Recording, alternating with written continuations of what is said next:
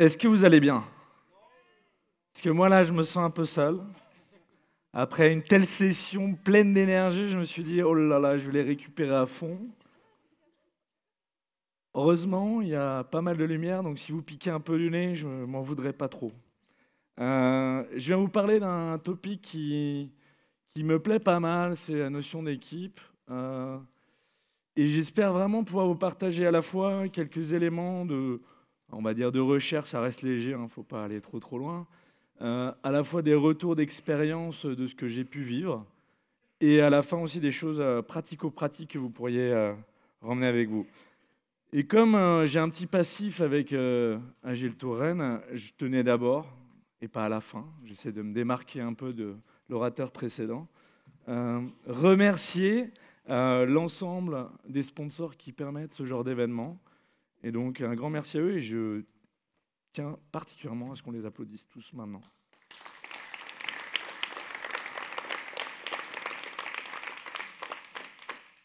Je m'appelle Simon, il n'y a pas longtemps j'étais rennais, en fait ça commence à faire un peu de temps maintenant. J'habite dans une ville un peu trop grande, avec un peu trop de buildings. Je suis coach agile et en même temps depuis un an je suis devenu manager. Et c'est un peu bizarre parce que quand je me regarde dans la glace, le coach agile parle au manager et le manager parle au coach agile et ils ne s'entendent pas toujours. Donc comme team member, à un moment donné, il va y avoir un peu de schizophrénie. Et donc j'espère pouvoir partager ça avec vous. Je suis un ancien organisateur d'Agile Touraine. J'avais ramené mon polo, mais là je pense que j'avais un peu la boule au ventre, je l'ai laissé dans mon sac. Mais Agile Touraine reste quand même un événement de cœur, un événement où j'ai grandi, où j'ai rencontré des amis. Et maintenant, j'essaie de reverser cette énergie dans une autre association. On organise une conférence un peu plus technique qui s'appelle Vox Days. Ceux qui connaissent Devox, c'est l'équivalent à l'étranger. Et oui, j'ai une moustache aujourd'hui. Je me suis dit, mince, c'est novembre. Et donc, ça part vraiment du cœur, dans le sens où je ne suis pas très fan de la moustache. Mais pour autant, en Asie et en Australie et au Canada, on fait un truc qui s'appelle Movember. Ce n'est pas super suivi en France. Mais là-bas, c'est un vrai investissement pour des luttes qui, pour une fois, se tournent aussi vers les hommes.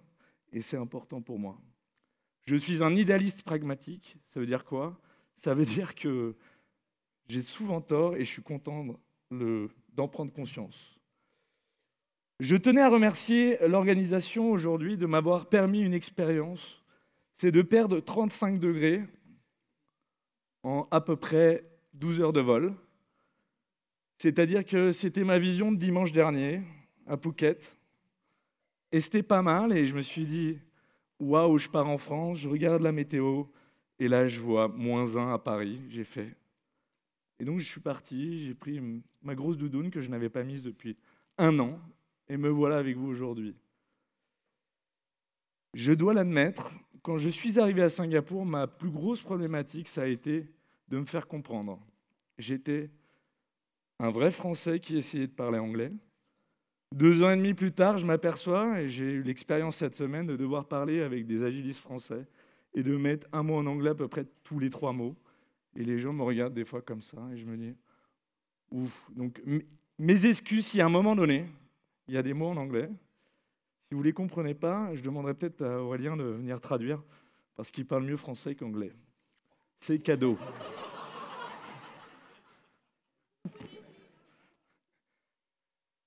Pourquoi j'ai décidé de parler de what makes a team, ou qu'est-ce qui fait d'une équipe une équipe? C'est que j'ai eu au cours de ma vie la chance et l'opportunité de rencontrer pas mal d'équipes, de travailler avec eux, de grandir avec eux. Et au bout d'un moment, on se pose la question finalement, qu'est-ce qui a fait que ces écosystèmes sont devenus performants, dans lesquels on a appris? Et donc j'ai essayé de traduire ça dans cette petite conférence qui, pour moi, s'inscrit parfaitement dans la notion de performance collective. Donc je me suis dit, finalement, en construisant ce talk, c'est quoi mes meilleures équipes? C'est quoi ces équipes qui m'ont changé, qui m'ont fait grandir? La première, c'est mon équipe actuelle. C'est une équipe de 18 agilistes, une diversité incroyable, 7 nationalités, je ne sais pas combien de langues, pour être franc. On essaye de tous parler anglais, on essaye de s'en sortir. un beau mélange d'hommes et de femmes avec des passifs divers. Et aujourd'hui, c'est une équipe qui continue à me faire grandir, et donc je tenais à la valoriser aujourd'hui. Au milieu, pour ceux qui le connaissent peut-être, il y a quelqu'un qui s'appelle Sylvain Mahé.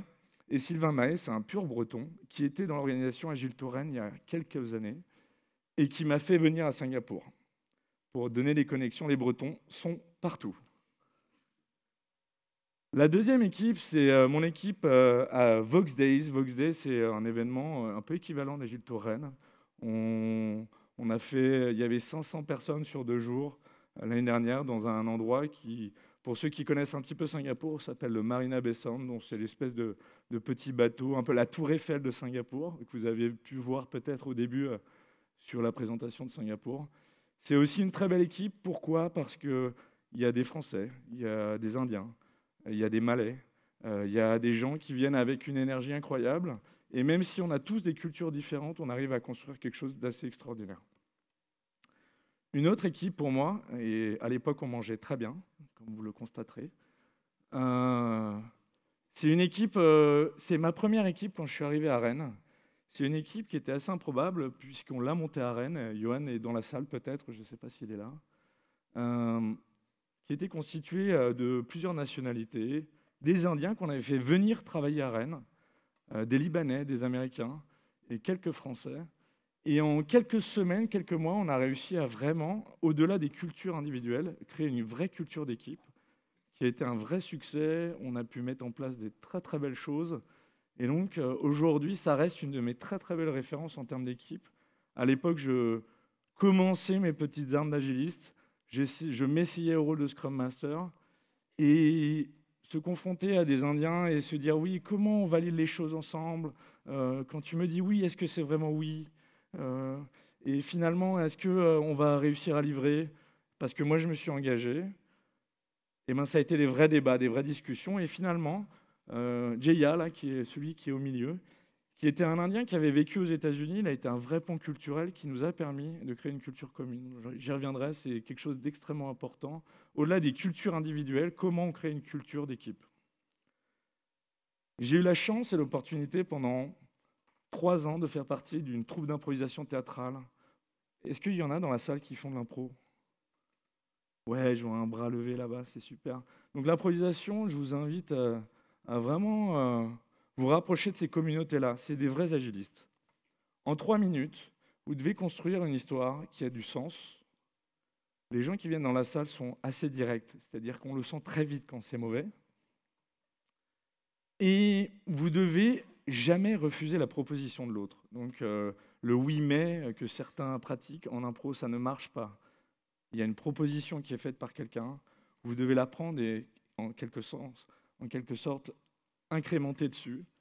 C'est des très très belles histoires, c'est apprendre à se connaître, c'est apprendre à s'écouter, c'est mettre en place des règles d'équipe qui sont extrêmement fortes et sur lesquelles on va devoir avancer ensemble. Quand vous montez sur scène en impro, vous êtes tout seul.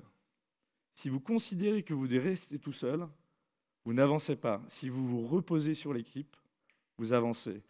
Si certains d'entre vous ont vu ou ont pu participer à des matchs d'improvisation théâtrale, un des éléments fondateurs d'une équipe d'impro, c'est qu'à un moment donné, il va falloir rentrer sur scène parce qu'il y a un arbitre qui vous annonce une proposition complètement improbable dont vous n'étiez pas au courant, et vous devez rentrer sur scène. La magie, c'est que vous pouvez aimer le thème. À la fin, c'est vous sentez que vous avez l'énergie pour y aller. Et toute l'équipe se met en soutien pour vous faire des propositions qui vont vous permettre, à un moment donné, d'arriver en créativité sur la scène. Une excellente école. Et je vous invite à tous les Scrum Masters, les facilitateurs, les coachs qui sont dans la salle, à essayer de creuser toutes les choses qu'il y a autour de l'improvisation théâtrale. Ça vous aidera au jour le jour. Bien entendu, la plus belle équipe, c'est la famille. Celle que vous choisissez, celle qui se construit dans le temps, celle qui vous rassure dans les moments un peu plus difficiles. Je suis un peu ému, ils sont loin. Et c'est une découverte au jour le jour, c'est des enfants, c'est pas toujours facile, c'est comme une équipe. À un moment donné, il va falloir accepter que vous avez tort, que la manière dont vous allez expérimenter avec vos enfants n'est pas la bonne. revisiter. Et je parlerai aussi des communautés. Il y a d'autres parents, il y a des gens qui n'ont pas d'enfants et qui ont des très bons conseils. Et il y a aussi des communautés de gens qui ont des enfants et qui n'ont pas d'enfants et qui passent leur temps à vous donner des conseils qui n'ont aucune valeur. Surtout quand vous avez un nourrisson, tout le monde vous donne des conseils, à la fin, c'est à vous de prendre la proposition qui sera la vôtre. Et la communauté, bien sûr, qui nous réunit aujourd'hui, c'est cette communauté-là. Et je voulais vraiment... alors, quelques-uns ont un peu vieilli. Certains ne sont pas sur la photo, mais on pense bien fort à eux. Je souhaiterais vraiment les applaudir. C'est vraiment une communauté qui est belle.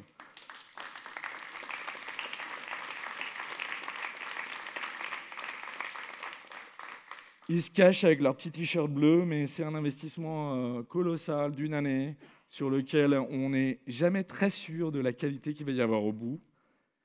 Je vous invite aussi à ceux qui n'en font pas partie à vous rapprocher de ces gens-là. C'est vraiment une communauté de gens passionnés qui n'hésitent pas à donner et qui reçoivent des fois pas assez. Donc, chapeau à vous les orgas. Merci en tout cas pour ce bel événement.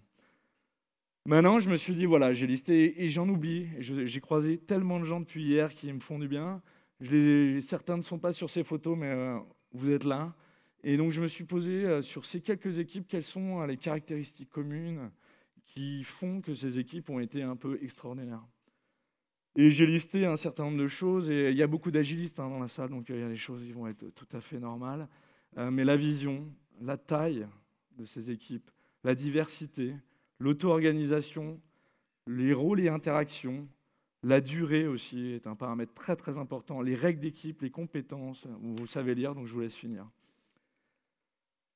La première chose, j'ai entendu parler aujourd'hui un peu plus tôt et j'ai beaucoup aimé la conf, on parlait de dette émotionnelle. De plus en plus, et particulièrement en Asie, ce n'est pas toujours très simple, on parle d'intelligence émotionnelle qui est plus individuelle et on essaye un peu d'évaluer la capacité des gens qui viennent frapper à la porte, leur capacité en termes d'intelligence émotionnelle. Moi, ce qui m'intéresse ici, c'est surtout de partager une petite recherche. Je vous invite vraiment, il y a tous les liens, je vous partagerai tout ça. C'est une belle recherche qui vise à caractériser la relation entre l'engagement et la capacité d'une organisation à donner de la vision. Encore une fois, hier, j'ai vu des confs, on parle encore de Simon Sinek, du why, de la capacité à pouvoir emmener les gens dans une direction, même si cette direction pourrait changer. Toutes ces équipes avec lesquelles j'ai pu travailler, à un moment donné, il y a eu un travail de la vision. De temps en temps, la vision émerge de l'équipe. De temps en temps, un leader porte cette vision. En tout cas, la vision a été omniprésente. Dans la salle, il y a 2 product owners qui étaient product owners sur le dernier Agile Touraine. Je pense notamment à Julien, qui a un t-shirt bleu aujourd'hui, à Damien aussi. Il y a eu un gros travail pour partager la vision, construire la vision ensemble. Et ce travail-là, malheureusement, il est rarement fait. Même si on en parle en tant qu'agiliste, je vous invite vraiment à aller voir vos leaders, à aller voir vos collègues, à aller voir les équipes avec lesquelles vous travaillez et leur demander finalement qu'est-ce qu'on veut devenir, c'est quoi notre vision. Pourquoi je vous dis ça? C'est que j'ai un petit jeune là, qui est arrivé dans mon équipe à Singapour et il est arrivé, il fait « C'est quoi votre purpose? C'est quoi votre vision? Où est-ce qu'on va ?» Et j'étais relativement désemparé, donc je lui ai dit bon, on va y travailler. Et ce n'est pas parce qu'on est des coachs agiles qu'on le fait toujours bien pour nous. Il y a beaucoup de cordonniers dans les coachs agiles. Donc la vision, c'est vraiment quelque chose qu'il faut travailler, sur lequel il faut investir. Vous allez voir, moi, je vais vous partager beaucoup d'investissements aujourd'hui.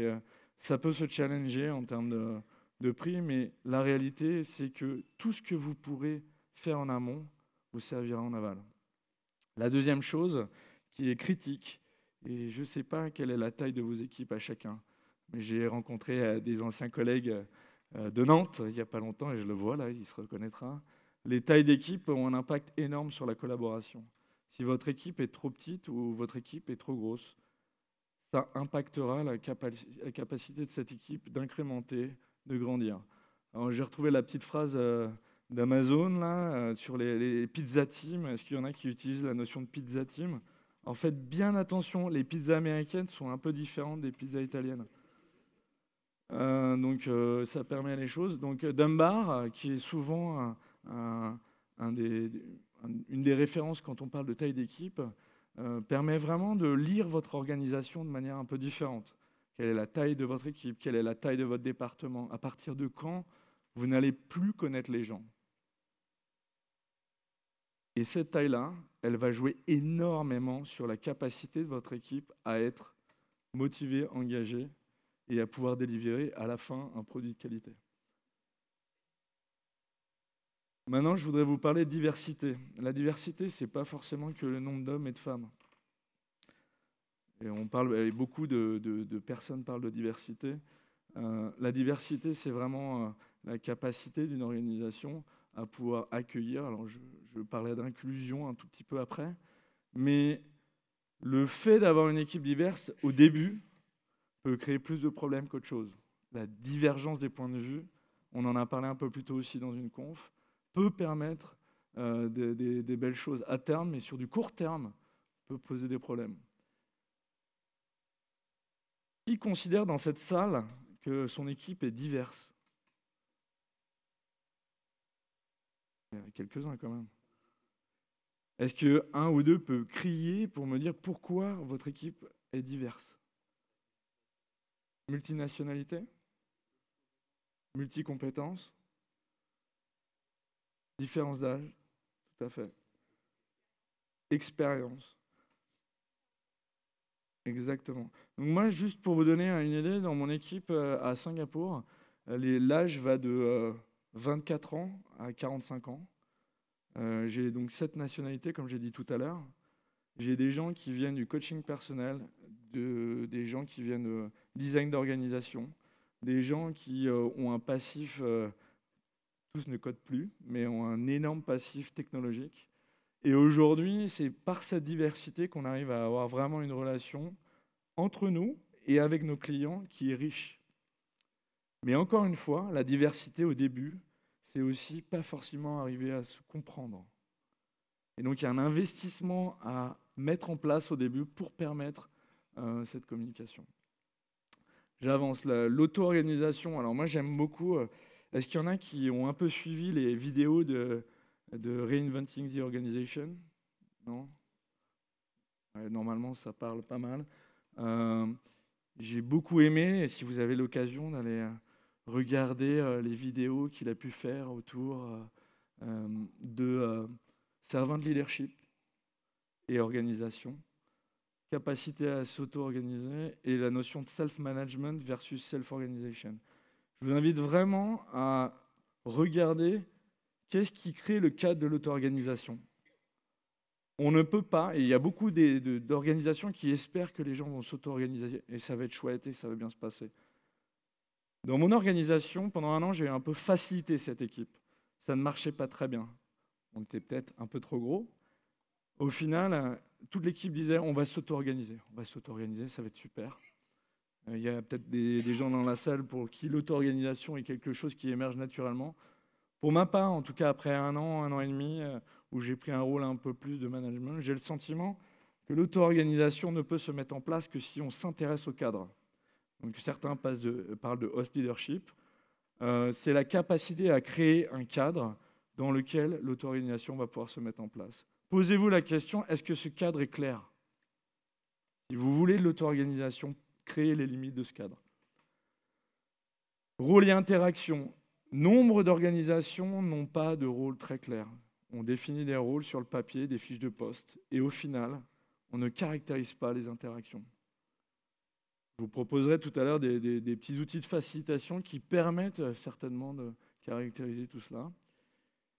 Mais il y a beaucoup de gens qui disent « je suis Scrum Master, je suis Product Owner ou je suis Dev Team » et au final qui ne caractérisent pas les interactions non plus.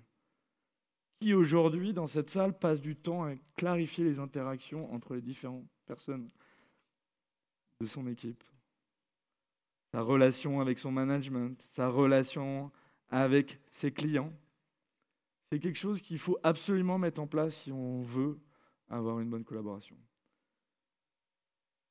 J'ai mis, pour ceux qui connaissent Tuckman, je pense que c'est assez connu, mais j'ai eu l'opportunité d'être formé par Bas Vaudeux. Alors, pour ceux qui connaissent, c'est l'un des papas de LES, Large Scale Scrum. Et une des belles choses que je trouve dans LES, tout n'est pas... très agnostique sur ces méthodes d'agilité à l'échelle.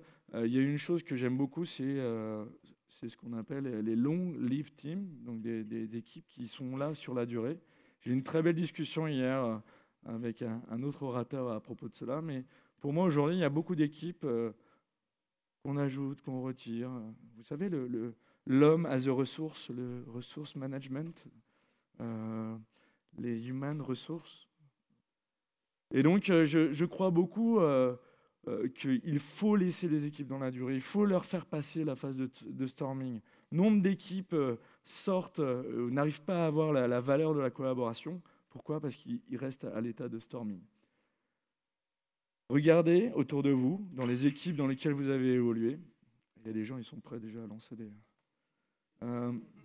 Donc, n'hésitez pas à quantifier depuis quand les personnes sont arrivées dans l'équipe. Je me rappelle un accompagnement que j'avais pu faire un peu plus encore à l'ouest, vers Brest, où on avait travaillé en fait sur un ensemble de journaling. On leur faisait écrire un peu l'histoire de l'équipe, et ça leur permettait, à chaque fois que quelqu'un intégrait le projet, de se rendre compte depuis quand les gens étaient là. Parlez-vous de cette historique dans vos équipes? Est-ce que c'est quelque chose sur lequel vous investissez? Dans mon équipe, typiquement, Sylvain, même si c'est un des plus anciens, ce que je fais à chaque fois que quelqu'un rejoint notre équipe, c'est que je lui demande de raconter l'histoire. Par où sommes-nous passés, les bons et les mauvais moments, les moments où ça a un peu plus brûlé, les moments où ça a été des petits succès. Et ça permet de vraiment créer un lien dans l'équipe. Les règles d'équipe. Moi, je parle tout le temps de social agreement, team agreement. Est-ce que vous mettez en place ce genre de choses dans vos équipes? Non, toi, tu ne le fais pas, je le sais. Dans l'esprit, c'est rendre les choses visuelles. Moi, ce que j'aime dans l'agilité, c'est on rend les choses visuelles. Alors, ce que je dis souvent aux gens que je rencontre à Singapour, c'est si votre système est un peu pourri, l'agilité va vous permettre de savoir qu'il est pourri. Il ne va pas vous permettre de changer les choses. Donc, quand on essaye d'interagir, de créer une équipe, il y a tellement de règles tacites dépendamment de là où on vient, là où on veut aller. Mettez les choses visuelles. Dans notre équipe, à Singapour, on a mis en place ce qu'on appelle un working agreement, sur lequel on est d'accord, qui évolue et qui lui est même un peu agile. En un sens, il y a des choses qui, des fois, ne sont pas... c'est très difficile de continuer à les entretenir. Donc, je vous invite vraiment à mettre des règles d'équipe. En famille, vous avez des règles d'équipe. Je suis souvent en voyage, je mets des petites croix, j'ai des dettes. Donc là, je sais que pendant 2-3 mois, là, je ne vais pas trop bouger et que je vais permettre à ma conjointe de pouvoir faire d'autres choses. On se met en place des règles comme ça. Ça pose pas de problème. On en parlait tout à l'heure avec Team Member, la notion d'apprentissage. L'agilité, pour moi, c'est un excellent écosystème pour apprendre. Et si vous arrêtez d'apprendre, finalement, votre équipe, progressivement, va péricliter. Comment caractérisez-vous votre capacité d'apprentissage? Je sais, en tant qu'agiliste, qu'une des bonnes valeurs, c'est la curiosité. Alors, on lit beaucoup de livres, on expérimente des petites choses, mais en tant qu'équipe, qu'apprenez-vous ensemble? D'accord? Et finalement, il y a une chose qui est essentielle, et aujourd'hui, j'y crois de plus en plus. Donc, à Singapour, des fois, on dit on tue l'agilité. Comme ça permet de savoir où les gens veulent aller. Et on positionne vraiment le débat sur la culture. Est-ce qu'il y en a ici dans la salle qui suivent un peu Michael Saota? Je vous invite vraiment, il est moteur au niveau de ce qu'on appelle Certified Agile Leadership. Et il met en place énormément de belles choses sur le fait que vous pouvez travailler sur vos process, vos policies, vos rôles, tout ce que j'ai pu un petit peu évoquer au préalable. Mais si vous n'investissez pas sur votre culture, c'est comme un ressort que vous allez tirer, ça va revenir directement à votre culture initiale. Donc il y a un vrai enjeu sur la culture. Alors le débat est posé maintenant, qui s'occupe de la culture? J'adore cette phrase. Alors j'ai essayé de la traduire, mais ça ne donnait rien en français, donc je vous invite, si vous avez du mal à le comprendre, à parler à votre voisin. Toujours est-il, c'est que je vois tellement d'organisations où finalement on demande aux gens de changer, mais Le comportement des leaders bloque ce changement, puisque la limite d'un système, finalement, c'est ce que va pouvoir tolérer un leader. C'est-à-dire que si vous avez un leader qui dit « fais ci, fais ça », bon, collaborez, auto-organisez-vous, vous savez déjà que ça ne se fera pas. Donc le sujet est la culture, les leaders sont la limite. Comment travaillez-vous avec vos leaders? J'aime bien dire souvent aussi que les équipes sont à l'image de leurs leaders. Si on regarde les entreprises libérées aujourd'hui, on arrive à avoir des entreprises libérées, mais en général, il y a un leader quelque part, inspirant en un sens, pas toujours sur tous les fronts, pour en avoir rencontré quelques-uns. Mais en général, les entreprises libérées, vous avez un leader quelque part qui est inspirant, qui travaille et qui accompagne les équipes dans une certaine direction. L'inclusion. Alors moi, ce que j'aime bien aussi, c'est...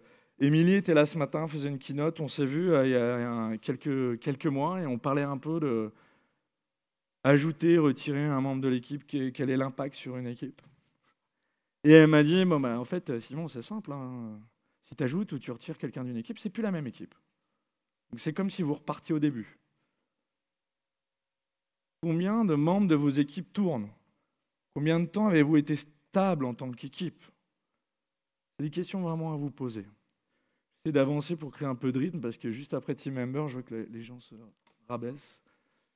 L'engagement, on en a parlé dans les différentes keynotes. Toutes les équipes dans lesquelles que j'ai pu nommer un petit peu plus tôt, c'est des équipes extrêmement engagées.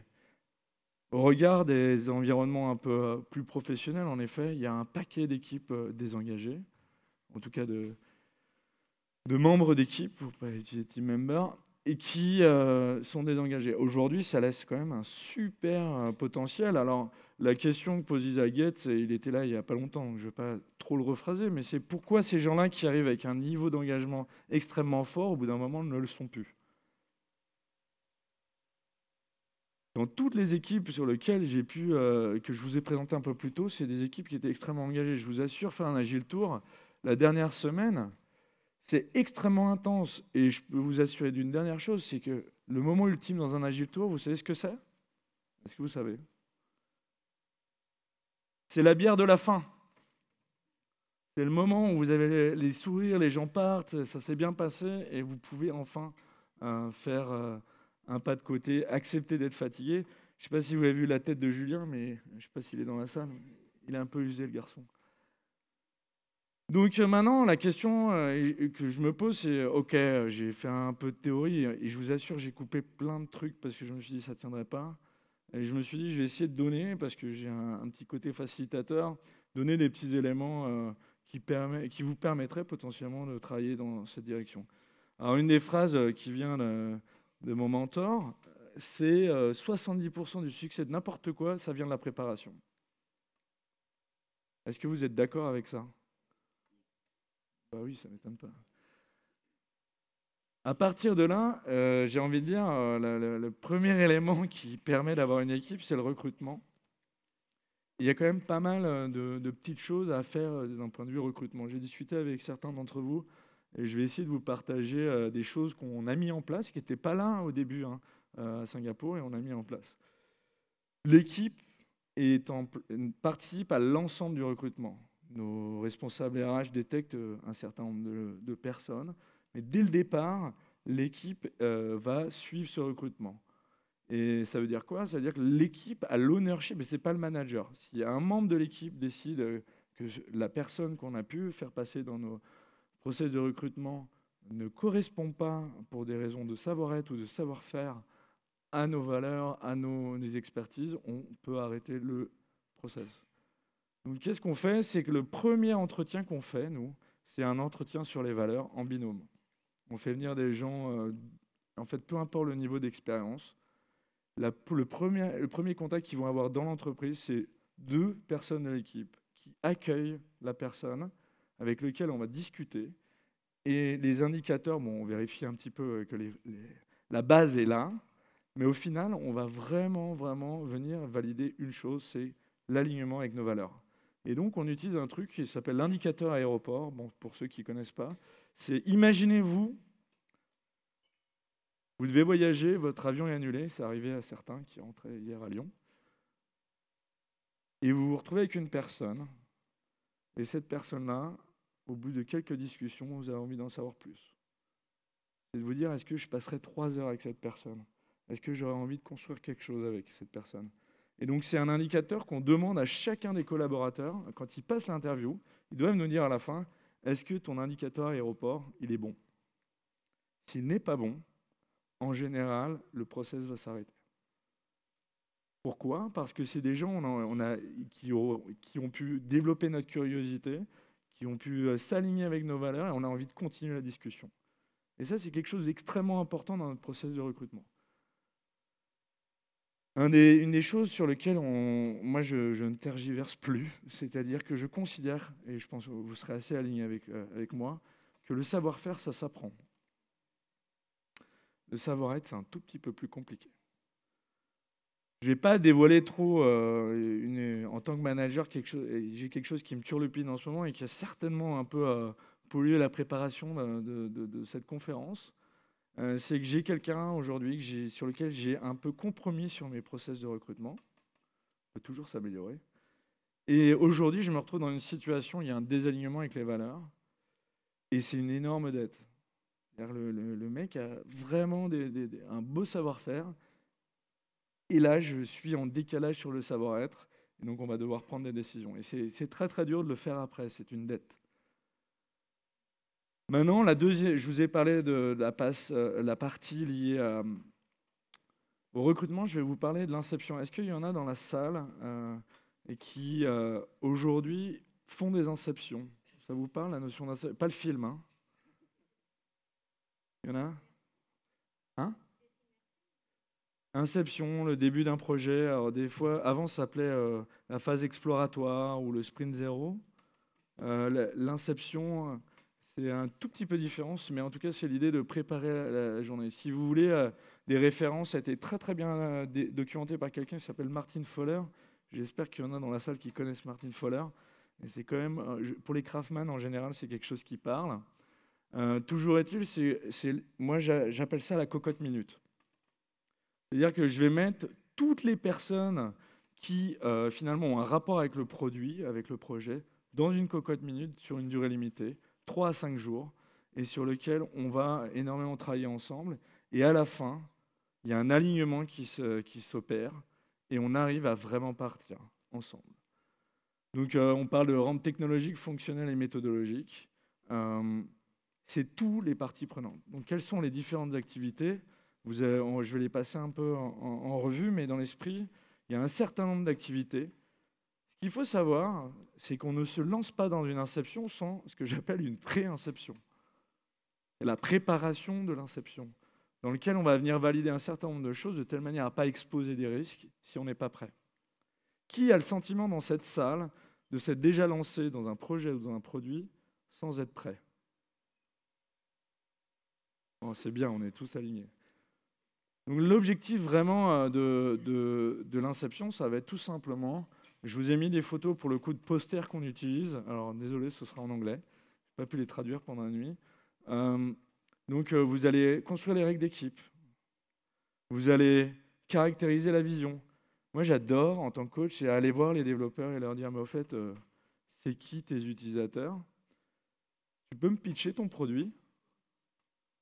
Et en général, vous avez un petit décalage. Bah ouais, mais enfin, va voir notre PO. Non, non. J'attends des gens qui font, de savoir pour qui ils le font et pourquoi. Donc l'elevator pitch, petit exercice, très sympathique. Vous le faites de manière collaborative. Je vous laisse designer un peu, dépendamment de la taille de votre groupe, ce que vous voulez faire. Mais j'adore quand il y a un elevator pitch près des équipes qui développent un produit.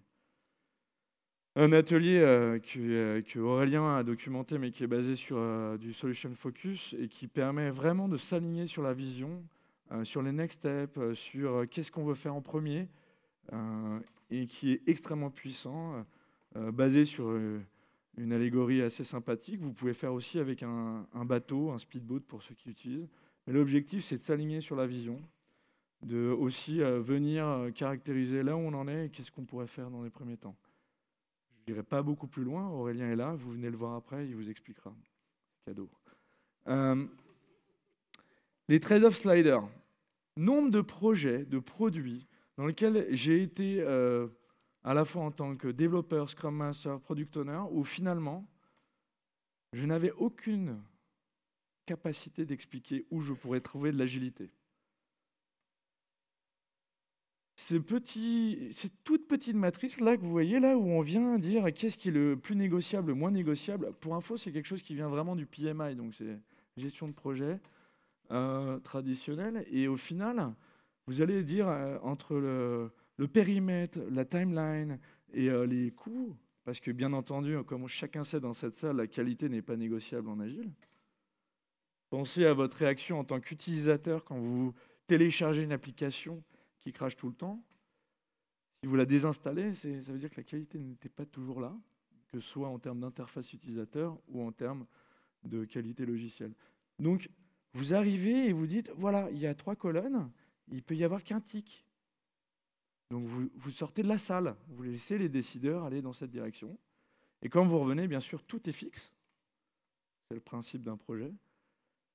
Et donc, vous les faites négocier. Donc, ce qui semble être quelque chose d'extrêmement facile prend énormément de temps. Mais si ça, c'est pas clair, l'ensemble de vos équipes seront perdues. Donc, c'est un tout petit exercice, les trade-off sliders, qui sont extrêmement puissants.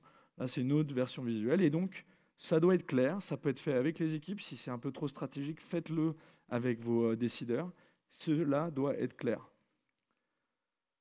Cartographie des équipes. Qui fait partie de l'équipe ? On appelle la core team versus les parties prenantes. Visualiser les choses. Donc, pour ceux qui connaissent l'allégorie du cochon et du poulet, qui sont vos cochons, qui sont vos poulets ? La réalité, c'est que le cochon va s'investir et si le projet meurt, il mourra avec. Le poulet est intéressé par le projet, par le produit. Donc, caractériser ces choses en amont. Ces experts qui vont venir en contact avec le projet, avec le produit, sont-ils des gens qui vont mourir ou pas avec le produit? Et après, ça va vous permettre de savoir qui doit aller dans quelle réunion. L'étape d'après, qui sera celle-là? Non, moi, j'irai après. Mais en tout cas, c'est très marrant de voir des stand-up avec des observateurs. Vous avez déjà vu ça? Des stand-up où il y a des gens qui sont dans le stand-up, vous ne savez pas ce qu'ils font là. Je vais être vulgaire. Donc, ça permet de caractériser les choses. Un petit exercice de story mapping qui permet d'allier moi, ce que j'adore, d'allier le métier avec les développeurs, avec les techs, et qui permet d'avoir quelque chose qui est assez magique. Ça s'appelle un product backlog qui émerge de l'équipe. On commence avec les utilisateurs, on les met, on leur fait caractériser leurs activités. Ensuite, on commence à parler avec les gens qui vont faire, on partage les points de vue. Qui a dans la salle fait un exercice de user story mapping? C'est quelque chose, c'est un bouquin. Hein. Donc le résumé en 30 secondes, c'est dévoyer un petit peu le topic, mais je vous invite, là l'invitation, c'est aussi d'aller creuser de votre côté. C'est pas forcément quelque chose de compliqué à mettre en place. Discuter avec des gens peut-être potentiellement qui l'ont fait. Mais ce que j'aime, moi, c'est si vous regardez donc, ce qu'on appelle le backbone, qui est la première ligne, qui est une somme d'activités, on se projette vraiment dans un point de vue user. Qui permet de se dire, à un moment donné, on va incrémenter sur un produit.